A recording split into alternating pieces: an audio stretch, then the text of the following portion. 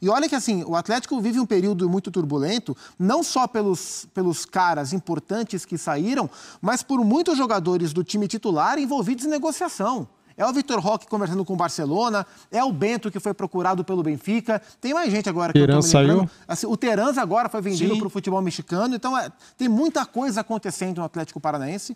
Só que o Flamengo tem tanta capacidade, tanto talento, tanto potencial, que mesmo diante de um adversário desse, se as coisas estiverem realmente encaminhadas, a gente pode ter o último sinal no confronto contra o Atlético Paranaense. É claro que tem um clássico que é absolutamente quente e interessante, São Paulo e Palmeiras, mas do ponto de vista técnico, eu não sei se tem um jogo um confronto, na realidade, mais legal do que esse nessa fase da Copa do Brasil.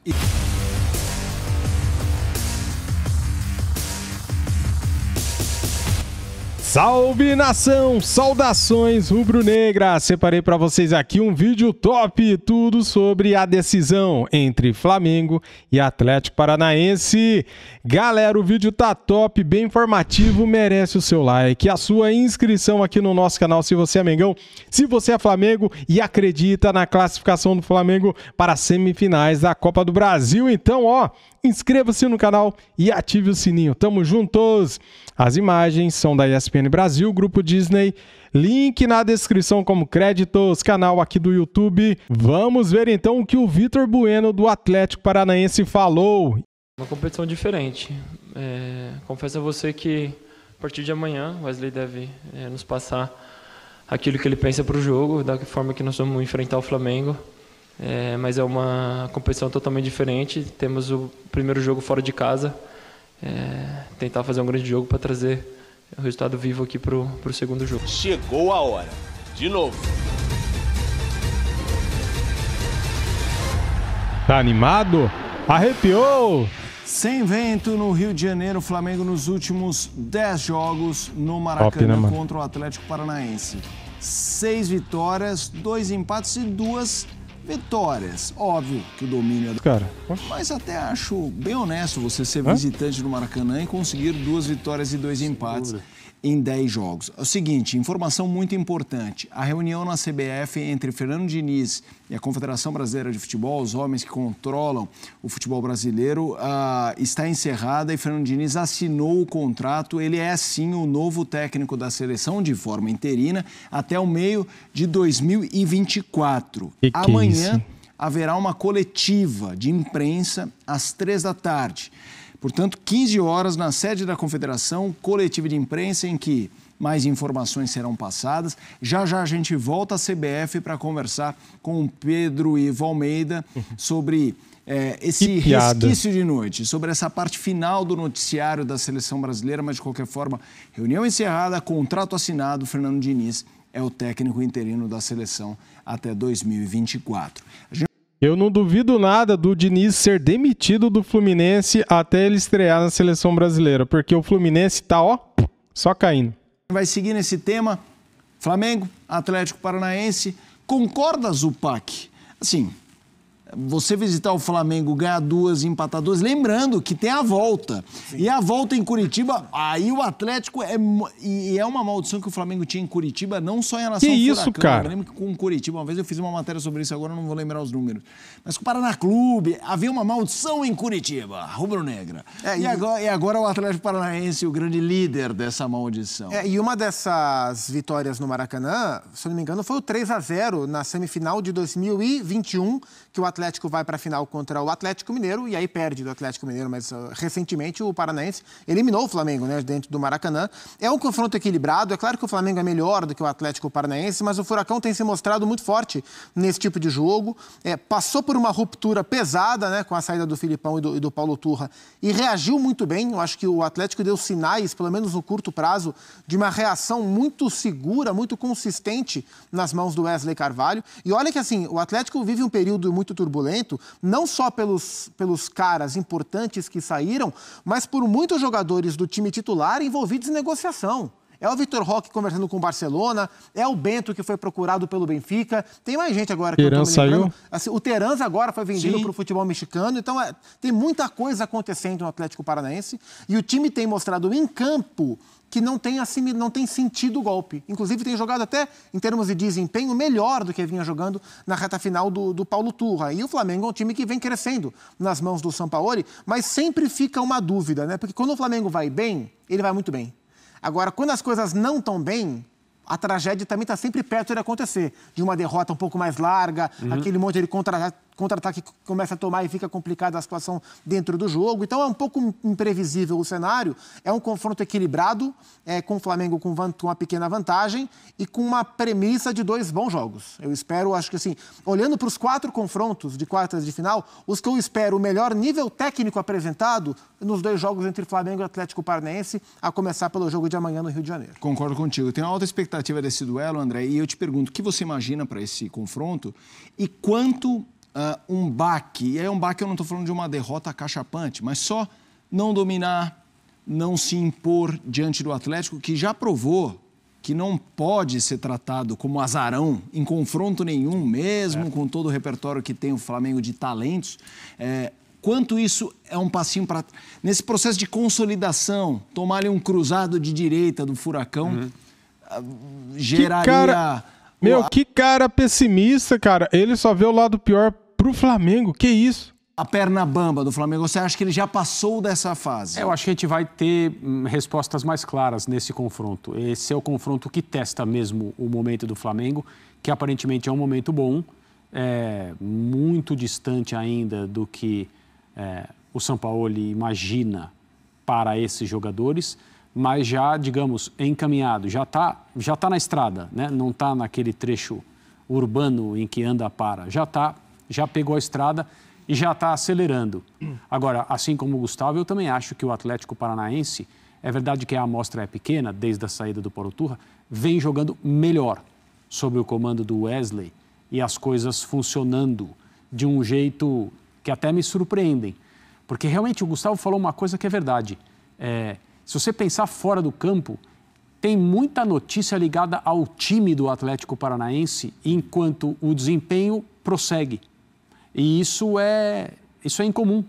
Então a gente precisa valorizar e aplaudir isso aí. Tem até a questão do estado de saúde do Petralha, que é quem comanda as coisas lá e que está mais afastado. Sim. E aí aquela questão sobre quem vai ser o comandante, né? Não em relação ao clube, mas ao time. Vai seguir da maneira como está? Será contratado um treinador? O time continua jogando, competindo ao seu modo, até melhor do que nos últimos jogos sob o comando do Paulo Turra. Agora, o Flamengo tem todas as condições, mesmo que o adversário seja absolutamente respeitável do ponto de vista técnico e temido até, porque se você não tratar o Atlético Paranaense com atenção, ele vem ao Allianz Parque e elimina o Palmeiras da Copa Libertadores, que foi o que aconteceu no ano passado. O time tem essa capacidade, não teme estádios, não precisa jogar apenas na arena, se sentir o comandante das ações ali para fazer as coisas acontecerem.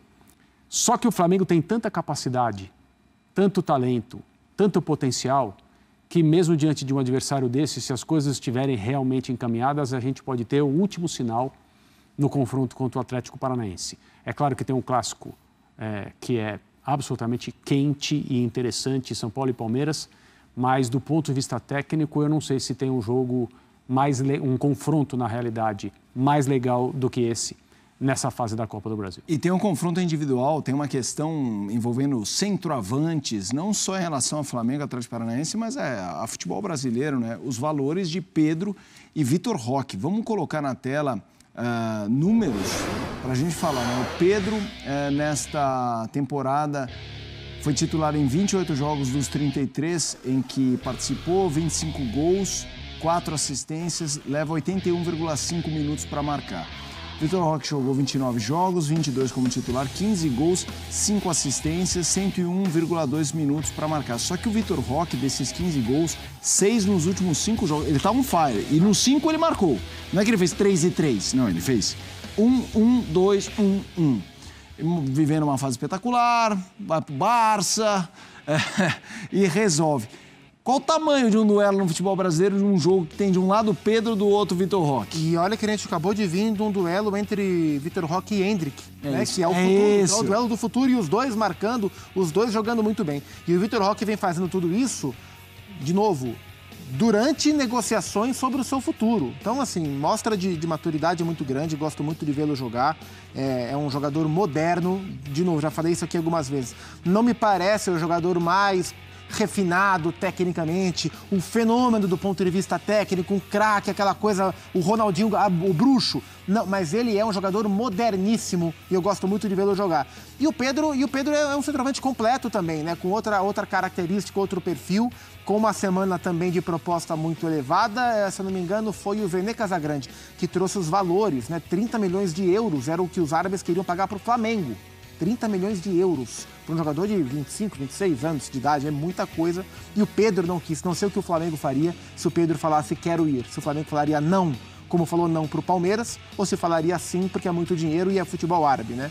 Mas assim, é um duelo entre um centroavante de hoje, da seleção brasileira, contra um centroavante de amanhã. Seguramente um centroavante de amanhã. É que o amanhã pode ser realmente amanhã, ou pode ser daqui a um ano, pode ser daqui a 2 anos, não sei quanto tempo vai levar para o Vitor Roque se estabelecer em seleção principal. Mas é um duelo entre o presente e o futuro do futebol brasileiro e é muito legal de acompanhar. Eu sou muito fã do Vitor Roque, André. Queria te ouvir um pouquinho sobre ele, fique à vontade para falar do Pedro também, mas como o Pedro é notícia há mais tempo do que o Vitor Roque, embora o Vitor Roque já tenha um ano aí de muito protagonismo. Eu queria que você falasse um pouco o que você vê do Vitor Roque. Eu trago alguns elementos aqui. O Renato Rodrigues, que eu gosto muito nessa questão de análise de desempenho, por toda a capacidade que ele tem, acha um excepcional jogador. Ele só não sabe exatamente a questão física, porque ele parece já muito maturado cedo, que permite, às vezes, uma curva de ascensão. Não é que não vai ter, mas é uma curva de ascensão que outros garotos, às vezes, têm mais por poderem crescer mais fisicamente. Mas o que eu gosto muito no Vitor Roque é essa maturidade, a cabeça dele. E eu espero que os êxitos financeiros que ele merece não tirem essa fome que parece que ele tem, que eu acho que é algo que, às vezes, mina jogador brasileiro. É o cara ter um êxito financeiro, não estou julgando isso, tá? Pelo amor de Deus, todo mundo que tem é o seu.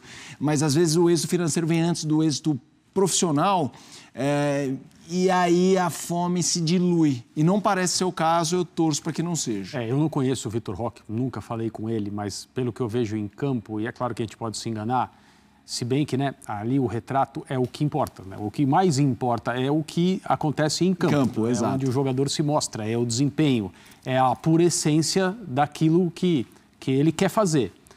Não me parece um jogador propenso a se desencaminhar, digamos assim, por esse motivo, né? O sucesso, a fama, o dinheiro, as coisas fora do campo. Ele tem a compostura de um jogador mais velho, ele sabe, com pouca idade, o que a maioria dos jogadores que são da mesma faixa etária não sabem. Isso está muito claro e é desde cedo. E ele me passa uma impressão que poucos outros jogadores jovens que já não estão mais aqui, estão na elite do futebol, também passaram. Ele não é um jogador do futebol brasileiro, ele não pertence ao futebol brasileiro, eu explico. O nível dele é para coisas mais altas. Infelizmente, é preciso fazer essa distinção. Eu adoraria que ele ficasse aqui mais tempo. Eu não me deixo levar pela inocência e pelo romantismo de que faria sentido ele ficar aqui. Não faz sentido na estrutura atual do futebol. Não faz sentido um jogador como ele permanecer aqui durante mais muito tempo. Como não fazia sentido para todos que vieram antes dele e passaram um pouco tempo aqui e foram embora. Não sendo o caso daquele que vai com 16, a gente mal conhece e descobre na Itália, na Espanha, na Alemanha... E aí precisa conversar para ver qual é a naturalização, etc. Tem muitos casos assim também. Não, mas ele desponta no mais alto nível no Brasil, ele mostra que ele pertence a esse nível e mais. É por isso que ele já está indo embora. Um jogador muito diferente. Zupac, seguinte, pessoal, já acaba de receber o recado, o Pedro Ivo Almeida, ia falar o Pedro Diniz. Não, o Pedro Ivo Almeida vai voltar e o Diniz, a gente tem uma declaração do Diniz, já como técnico da seleção brasileira, é na sequência. Estamos só fazendo aquele devido tratamento na imagem. Você ia falar do Pedro Paulo Diniz. Exato. Zupa, Luiz Araújo pode estrear. É um jogo importante para estrear. Acho que o Flamengo tem outras peças ali, mas ele veio... E me parece que, embora com um elenco recheado, com a expectativa de ser um protagonista desse time. E o que você imagina de protagonismo para o Luiz Araújo? E se você colocaria nessa roubada que é enfrentar o Furacão no mata-mata? Acho que pode colocar, acho que não há problema em relação a isso. Eu acho que ele vai ter que galgar um espaço de protagonista. Eu acho que esse passo que o Luiz dá na carreira dele é a tentativa de dar um passo definitivo, porque ele sai do São Paulo para ir para o Lille, era o Bielsa o técnico do Lille, né? Ele sai do São Paulo para ir para o Lille, o que era a tentativa de dar o passo definitivo para o grande estágio do futebol, que é a porta de entrada para a Europa. De lá ele vem para o Atlanta United, então em termos de competição ele dá um passo atrás, mas um passo compreensível por outros motivos. Agora ele vem para o Flamengo, que é o clube mais poderoso do continente nos últimos anos junto com o Palmeiras, para de fato se consolidar como um jogador de ponta. Então esse é o movimento definitivo do Luiz Araújo para botar aquele carimbo definitivo de um jogador de ponta. Ele é muito bom jogador, tecnicamente, acho que tem que se afirmar para ser colocado no status de protagonista do Flamengo, mas tem potencial técnico para isso. A partir de amanhã, imagino que ele vai começar a desempenhar esse papel. Canhoto, gosta de jogar muito pela direita, de cortar muito para dentro, para bater para o gol, jogador insinuante. Vamos ver se ele adapta rápido, não sente toda essa cobrança em cima dele, porque o peso é bastante elevado. Numa realidade muito diferente da que ele vivia lá em Atlanta, a relação com o futebol é oposta, né? O que se vive no Brasil com o que se vive nos Estados Unidos, mas ele é bom jogador e pode vingar. Já, Fernando Diniz falando aqui no Sport Center, a gente vai ouvir as primeiras palavras do treinador como comandante da seleção brasileira até o meio de 2024. Galera, olha só os números aqui de comparação entre Pedro e Vitor Roque. Jogos 33 o Pedro, como titular 28, 25 gols, 4 assistências, minutos em participação em gol. 81,5. Vitor Roque, galera, 29 jogos, 22 como titular, 15 gols e 5 assistências. Minutos em participação em gol, 101 minutos. Cara, o Vitor Roque é bom? É muito bom. Tem um futuro promissor, já é uma realidade, um cara que joga muito, tem proposta aí para ir para o Barcelona, proposta de mais de 200 milhões de reais. Mas ele é bom. Olha o Pedro, olha os números do Pedro, galera. 25 gols, 4 assistências em 33 jogos, sendo 28 como titular. O Pedro é bom demais, né, cara? Tá louco. Luiz Araújo vive expectativa pela estreia no Flamengo. Será que ele vai entrar, galera? Ele foi apresentado ontem, né? Ele falou que está bem fisicamente, que quer jogar. Será que o São Paulo vai arriscar e colocar ele ali uns minutinhos no final do segundo tempo? Cara, ele já está regularizado no bid e está à disposição do São Paulo. Só depende do São Paulo. Será que ele vai arriscar?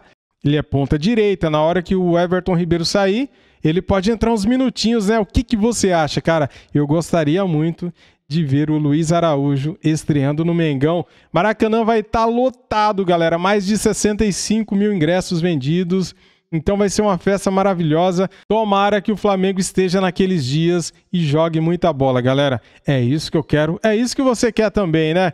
Muito bem, dito isso, meus amigos e amigas, às 21h30 a bola rola no Maracanã e vamos torcer. Vamos apoiar o nosso Mengão. O rumo ao penta da Copa do Brasil, galera. Já pensou? 5 vezes campeão da Copa do Brasil? Primeiro a gente tem que passar pelo Atlético Paranaense. Muito bem, agora eu vou embora. Deixa o like aí, se inscreva no canal e ative o sininho. Saudações rubro-negras. Fui!